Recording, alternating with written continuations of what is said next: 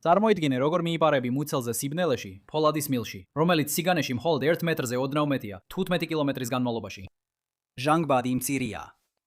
10 წლების განმავლობაში დაგროვილი აირის ორთქლი აბინძურებს იმ მცირე ჰაერსაც კი, რაც სუნთქვისთვის არსებობს. გონებას კარგავ, მაგრამ ვიღაცა სწრაფად გაღვიძებს. უკან მოყვება კიდე 12 ჯარისკაცი. ყველა იგივე პირობებშია. ყველა გაღიზიანებულია, რომ გზას უღობავ. წინ, სადღაც, არის გასასვლელი. და ეს მარტივი ნაწილია. როგორც კი გამოხვალ, დრონი გელოდება, რომ დაგიჭიროს, სანამ გონს მოხვალ. ეს არ არის გამოგონილი ამბავი. ასე სცადა რუსეთმა პატარა, მაგრამ სტრატეგიულად მნიშვნელოვანი ქალაქის დაპყრობა უკრაინის ჩრდილო-აღმოსავლეთში. და ეს თითქმის გამოუვიდათ, რომ არა, უფრო დიდი სისუსტე, რომელიც რუსეთს უკან ჰქონდა დატოვებული. ეს შეიძლება იყოს ყველაზე აბსურდული ბრძოლა რუსეთ-უკრაინის ომში. მასში ბრეჟნევის მემკვიდრეობა, ნაადრევად გამოცხადებული გამარჯვება, ფრონტის ხაზზე გაბედული გამოჩენა, ქვეითთა შეტევების ევოლუციის მიკროკოსმოსი და ეპოქალური კონტრ-კონტრშეტევა ერთიანდება. ეს არის კუპიანსკის ბრძოლა. პროლოგი. კუპიანსკი არის, ან იყო, პატარა ქალაქი უკრაინის ჩრდილო-აღმოსავლეთში, ომამდე მოსახლეობა დაახლოებით 27,000. მაგრამ მისი სტრატეგიული მნიშვნელობა ამ რიცხვზე ბევრად მნიშვნელოვანი იყო. ერთ-ერთი მიზეზი ის არის, რომ ოსკოლის მდინარე პირდაპირ ქალაქს კვეთს. აქ მდინარე გავადიდე, რათა მისი მნიშვნელობა შემდგომში გამოვკვეთო, მაგრამ ზოგ ადგილას ოსკოლის სიგანე კუპიანსკის ცენტრთან დაახლოებით 25 მეტრამდე მცირდება. კიდევ ერთი მიზეზი ის არის, რომ ის კვეთს ორ მთავარ ავტომაგისტრალს, PP-07 და PP-79. დასავლეთით რომ წახვიდეთ, საბოლოოდ ხარკოვში მოხვდებით. ჩრდილოეთით ან სამხრეთით რომ წახვიდეთ, მოსკოვის მიერ ნოვოროსიასაც წოდებულ გზას გაყვებით. ეს ხაზი ადმინისტრაციული გამყოფია ლუგანსკის ოლქს აღმოსავლეთითა და ხარკოვის ოლქს დასავლეთით შორის.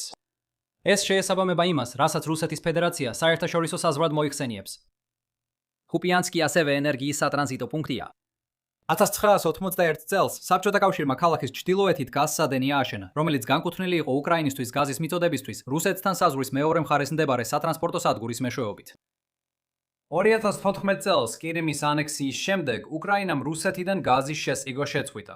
შემდგომ წლებში გაზპრომმა დაიწყო მუშაობა თავისი მხარის საზღვარზე მდებარე გაზსადენის მონაკვეთის დემონტაჟის გეგმებზე. ამასობაში უკრაინამ გაზსადენი უმოქმედოდ დატოვა. მისი დემონტაჟი ძვირიჯდებოდა და შესაძლებელი იყო ნაკადის მიმართულების შეცვლა და გაზსადენის გამოყენება ევროპიდან შემოტანილი გაზის აღმოსავლეთისკენ გადასატანად. როგორც იყო ცარიელი ფოლადის მილი, დაახლოებით 1.1 მეტრი სიგანის, უბრალოდ ჩუმად იწვა მიწის ქვეშ. ყველა კითხვა მისი განახლების შესახებ გაქრა 2022 წლის 24 თებერვლის დილას. ვლადიმირ პუტინმა გამოაცხადა სპეციალური სამხედრო ოპერაცია და რუსი ჯარისკაცები ჩრდილოეთიდან, აღმოსავლეთიდან და ყირიმის გავლით დაიწყეს საზღვრის გადმოკვეთა. მიუხედავად იმისა, რომ კიევი მტკიცედ იდგა, კუპიანსკში წინააღმდეგობა გაქრა. მისმა მერმა 3 დღის შემდეგ დანებდა და მეორე დღეს მას ქვეყნის ღალატისთვის ბრალი წაუყენეს. ნახევარ წელზე მეტი ხნის განმავლობაში ქალაქი რუსული ოკუპაციის ქვეშ დარჩა და ხარკოვის ოლქის დროებით დედაქალაქად იქცა, რადგან რუსეთმა თავად ხარკოვის აღება ვერ შეძლო. თუმცა 2022 წლის სექტემბერი უკრაინის შემოდგომის კონტრშეტევის დასაწყისი გახდა. ლურჯ-ყვითელი ძალები აღმოსავლეთისკენ შეტევისას გზამკვლევად PP-07 ავტომაგისტრალს იყენებდნენ. 900 რიცხვში რეგიონში პირველი შვერილი გაჩნდა.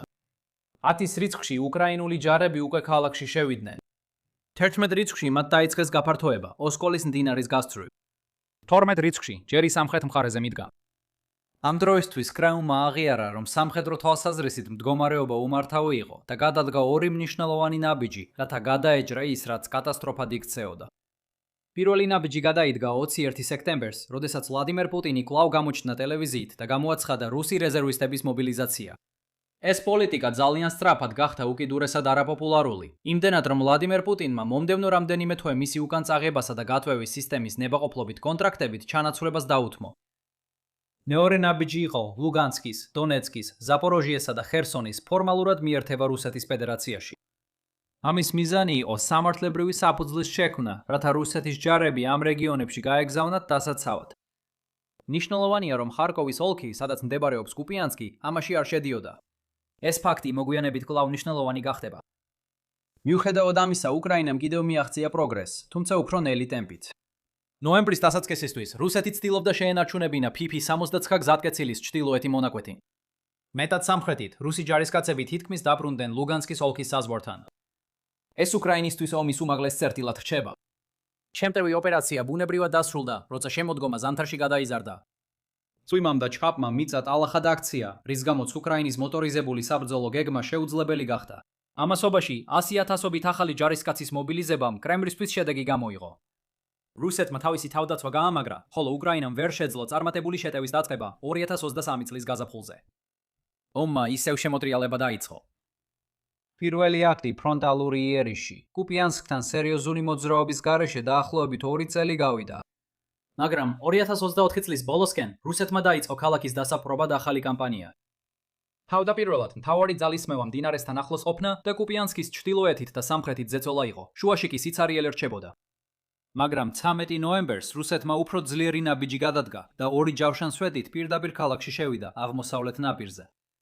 იქ მისვლის შემდეგ ისინი ქალაქის ტერიტორიაზე გაიფანტნენ და გაძლიერება მოითხოვეს, როგორც ეს რუსული შეტევითი ოპერაციების სტანდარტული ნაწილია. თუმცა, ეს უკვე იმ დროის შემდეგ მოხდა, როცა წინა ხაზის ქვეითი ტაქტიკა ძირითადად FPV დრონებზე გადავიდა. ტანკები და ჯავშანტრანსპორტიორები უკვე უკანა პლანზე გადავიდა დამკვიდრებულ ფრონტებზე, რადგან დრონებისთვის ძალიან მარტივი იყო მილიონობით დოლარის ღირებულების ტექნიკის განადგურება. თუმცა რუსეთი მაინც აგრძელებდა შეტევას. ეხლა, რატო იყო ასე, გაურკვეველია. ამის ნაწილი შეიძლება პოლიტიკური ყოფილიყო. უკრაინელი მეთაურები ფიქრობდნენ, რომ ვლადიმირ პუტინს ჰქონდა დადგენილი ვადა 1 ნოემბრამდე დაეკავებინა კუპიანსკი. ეს ვადა 2 კვირით ადრე იყო გასული და ეხლა ადგილობრივი მეთაურები გრძნობდნენ ზეწოლას, რომ ვლადიმირ პუტინისთვის ახალი წლის მისალოც სიტყვამდე კარგი ამბები ქონოდათ დასახსენებლად. სხვა მიზეზი შეიძლება ნისლი ყოფილიყო. ის ძალიან სქელი იყო შეტევის დღეს და რუსეთს შეიძლება ეცადა მძიმე ტექნიკა ჩუმად გაეყვანა. FPV დრონების ოპერატორები ვერ ახერხებენ ისეთივე წარმატებით მოქმედებას, როცა ბრძოლა პირდაპირ მათ თავზე მიმდინარეობს. როგორც არ უნდა იყოს, ეს არ გამოვიდა. უკრაინამ აღმოაჩინა შეღწევა და გაანადგურა ჯავშან ტექნიკა. შემდეგი 6 საათის განმავლობაში უკრაინის ქვეითებმა გაანადგურეს პირველი ტალღის გადარჩენილი მტრები. 2 კვირის შემდეგ რუსეთი ქალაქის გარეუბნებიდან გავიდა. მოქმედება მეორე, ჯიბე და ფლანგი. კუპიანსკის ბრძოლა საბოლოოდ ოსკოლის მდინარეს უკავშირდებოდა და სწორედ იქ განახორციელა რუსეთმა გეგმა B. გახსოვდეთ, რომ რუსული ჯარები უკვე მდინარესთან იყვნენ მისული როგორც ქალაქის ჩრდილოეთით, ასევე სამხრეთით. ზეწოლის პირდაპირ ცენტრში დაბრუნება ამჯერად დრონებისა და ფეხით მოქმედი ქვეითების გამოყენებით. გარკვეულ ჯიბეს შექმნიდა, სადაც მდინარე საბოლოო კომპონენტად იქცეოდა.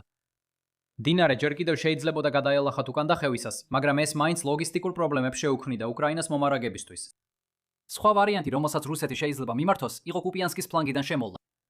იმის ნაცვლად, რომ მდინარეს გადაელახა და კარგად დაცულ ქალაქში შესასვლელად ებრძოლა, რუსეთს შეეძლო მდინარის იმ მონაკვეთების გამოყენება, სადაც უკვე მისული იყო, რათა 1 ან 2 პლაცდარმი შეექმნა დასავლეთ მხარეს. შემდეგ მას შეეძლო კუპიანსკში გამაგრებული უკრაინელები მოექცია მარწუხებში, ან ქალაქი ალყაში მოექცია და ალყა დაედო. ამ მეორე ვარიანტს თან ახლდა ძლიერი პოლიტიკური გზავნილი. რუსული კანონმდებლობა მხოლოდ უკრაინის 4 აღმოსავლეთ ოლქს აღიარებდა ფედერაციის ნაწილად. ეხლა ადმინისტრაციული საზღვრები ყოველთვის არ ემთხვევა სამხედრო თვალსაზრისით დასაცავ ტერიტორიებს და ეს სწორედ ასეთი შემთხვევაა, თხვევა.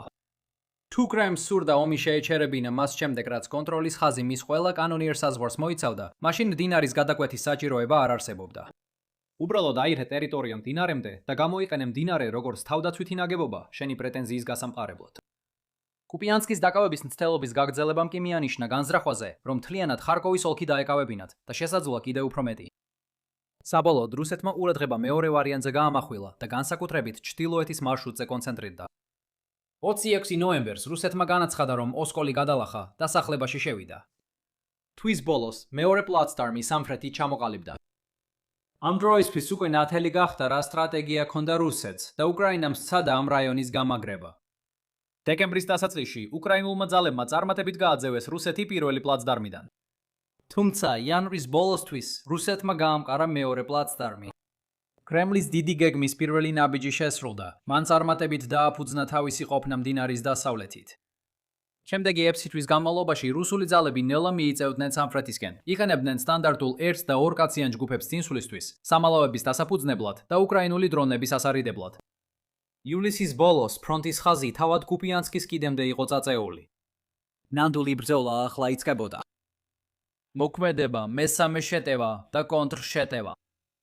აგვისტოს დასაწყისში რუსეთმა დაიწყო იმავე 1 ან 2 კაციანი შეღწევის ჯგუფების ქალაქში შეყვანა. ეს მაშინვე პრობლემებს უქმნიდა უკრაინის დამცველებს, რომლებიც ამ ეტაპზე უპილოტო აპარატებზე იყვნენ დამოკიდებული ნებისმიერი წინსვლის შესაჩერებლად. ღია მინდვრებში რუსი ჯარისკაცები ადური სამიზნეები არიან. ქალაქში შესვლის შემდეგ ყველაფერს აქვს სახურავი და შესაბამისად ყველაფერი კარგსამალავად იქცევა. დიახ, დრონების გამოჩენამ ქალაქში ბრძოლის სირთულე კიდევ უფრო გაზარდა. თუმცა, მაინც რჩებოდა რუსი ჯარისკაცების ურბანულ გარემოში შეყვანის პრობლემა. გახსნილ სივრცეებში სწრაფად გარბენა არ არის რეკომენდებული. და ასე უბრუნდებით ბრეჟნევის ეპოქის მილსადენის საგაზე. გაიხსენეთ, რომ უკრაინამ მილსადენი უმოქმედოდ დატოვა, იმ იმედით, რომ ერთ დღეს ისევ გამოიყენებდა მას და არ სურდა მისი სწორად დემონტაჟისთვის გადახდა. მაგრამ, როგორც ჩანს, მილსადენმა რუსეთის შესვლის პრობლემა გადაჯრა. უბრალოდ კაცები უსაფრთხო ადგილიდან შევიდნენ, არავის მიწის ქვეშ გაიძურნენ და პირდაპირ კუპიანსკის შიგნით გამოჩნდნენ. ერთმა უკრაინელმა ოფიცერმა შეაფასა, რომ ასობით რუსი ჯარისკაცი სწორედ ასე სცადა. ალბათ, ეს სტრატეგია არც ერთ მხარეს კარგად არ გამოუვიდა. ჯარისკაცები, რომლებიც მილში მიძვრებოდნენ, გაშეშდნენ, როცა გამოსასვლელის საძებნელად 15 კილომეტრამდე იძროდნენ. როდესაც ბოლოს და ბოლოს გამოჩნდნენ, უმისამართოდ დადიოდნენ, რადგან მათი ტვინი ჯერ კიდევ ვერ იყო გამოდამსელებული ჟანგბადის ნაკლებობისა და ჩასუნთქული ქიმიური ნარჩენებისგან.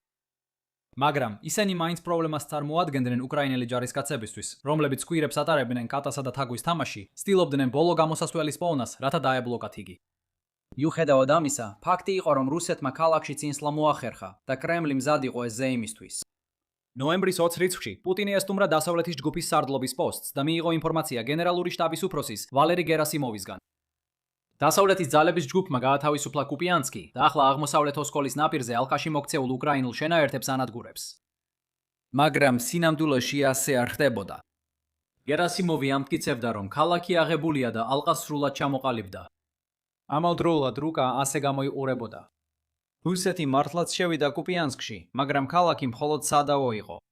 ოსკოლის აღმოსავლეთით მყოფ უკრაინულ ძალებს ჯერ კიდევ შეეძლოთ უკან დახევა, თუ საჭირო გახდებოდა, თუმცა ეს საჭირო არ ყოფილა. საპირისპიროდ, რუსეთს უფრო სისტემური პრობლემა ჰქონდა. მან დინარის გასწვრივ სამხრეთით გამონათქვამი წაიწია. გამონათქვამები კარგია, სინამდვილეში ხშირად სწორედ ასე გინდა რომ დაიწყო ბრძოლა. მაგრამ ვერ დატოვებ მათ ასე დიდი ხმით. სიურპრიზის ელემენტია ის, რაც მათ დაშლისგან იცავს. აი, სწორედ აქ იყო პრობლემა. ამ დროის განმავლობაში რუსეთს თითქმის არანაირი პროგრესი არ ქონია უკრაინელი ჯარისკაცების ოსკოლის აღმოსავლეთ მხარეს ალყაში მოქცევაში. ამან უკრაინას შესაძლებლობა მისცა, თუ ისინი სელიენს გადაჭრიდნენ, მაშინ კუპიანსში შესულ ჯარისკაცებს მომარაგებაზე ცდომა აღარ ექნებოდათ. და სწორედ ეს მოხდა. დაახლოებით 10 დეკემბერს უკრაინამ მართლაც გაანადგურა სელიენტი. 12 დეკემბერს ზელენსკი ეწვია ქალაქის თავშის ფაوار შესასვლელს, ფონზე კი სროლის ხმა ისმოდა. ის ფაქტობრივად დასცინოდა პუტინს, მოკლედ უარყოფდა აზრს, რომ ქალაქი რუსეთის ხელში იყო. კრემლმა პროტესტი გამოთქვა, განაცხადა, რომ ვიდეო ხელოვნური ინტელექტის მიერ იყო გაყალბებული და აჩვენა, რომ თანამედროვე ტექნოლოგიების პრობლემა უფრო ნაკლებად ეხება თხუილების შექმნას და უფრო მეტად სიმართლისადმი ეჩვის გაჩენას. შემდეგი რამდენიმე თვე დასუფთავების ოპერაციებს დაეთმო, ამ დროს ზოგი მშიერი რუსი ჯარისკაცი კვირეობით სარდაფებში იმალებოდა. შუალედებში კრემლის სხვადასხვა განცხადებები ისმოდა, თითქოს კუპიანსკი რუსეთის ხელში იყო, ხოლო ამას შორის ვრცელდებოდა ვიდეოები, რომლებიც საპირისპიროს ამტკიცებდა, მაგალითად უკრაინის დროშა, რომელიც ქალაქის საბჭოს შენობაზე ფრიალებდა.